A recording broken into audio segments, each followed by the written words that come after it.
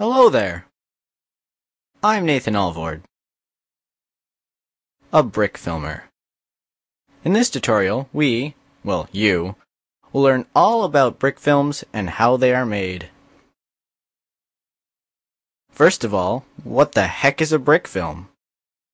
Well, in order to understand that, you need to understand what stop-motion animation is. Stop-motion animation is a series of still pictures taken with the camera of a real object. You first take a picture of an object you want to move. You then move the object a little in the direction you want it to go, and then take another picture. You repeat the process until the movement is finished. Then, when you stream all the pictures together really fast, it looks like the object is moving.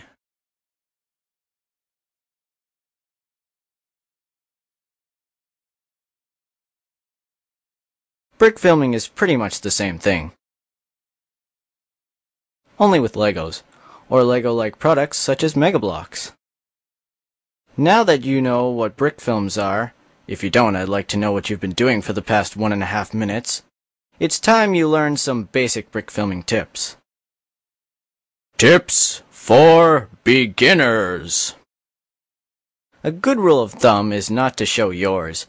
Try to keep your hand out of the shot. Giant hands can be very distracting.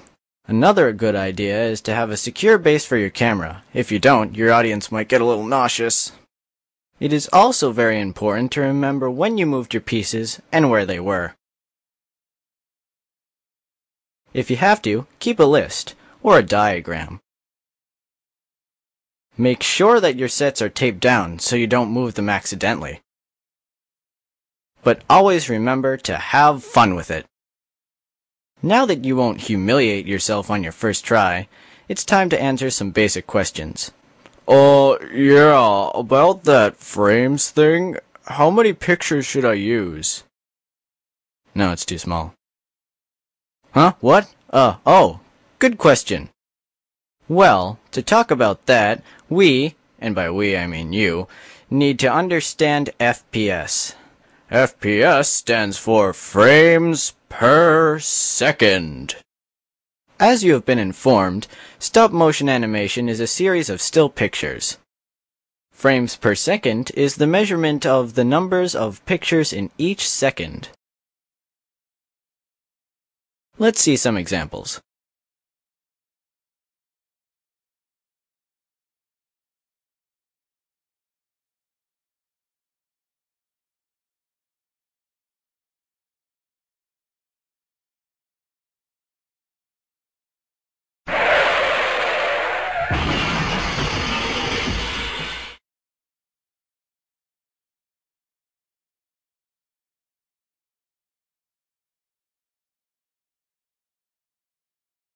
As you saw, the movie with 30 FPS looks smoothest, but is the hardest to make.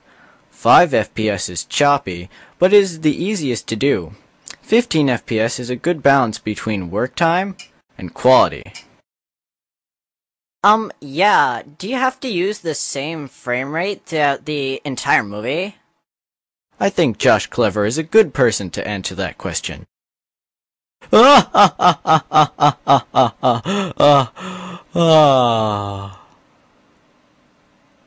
No.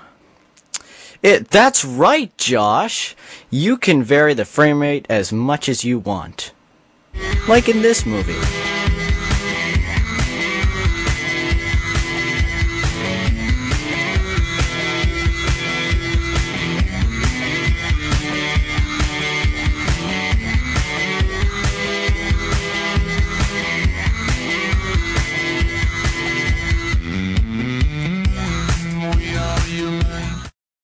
A few more things before we go.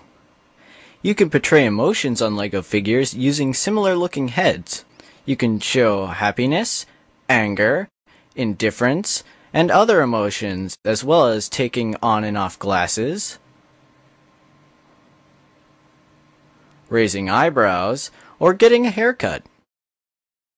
Some heads even come with 2 emotions on the front and back. And one last thing. Try not to show your reflection in the windows.